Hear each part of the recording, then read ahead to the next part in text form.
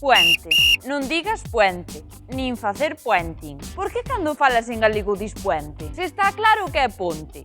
A ponte, e non o ponte. Unha ponte vella, unha ponte nova, unha ponte festiva, unha ponte levadiza, unha ponte colgante, unha ponte aérea. Ata podes facer unha ponte co corpo. Pero eu non sei. Así, para atrás. Ya.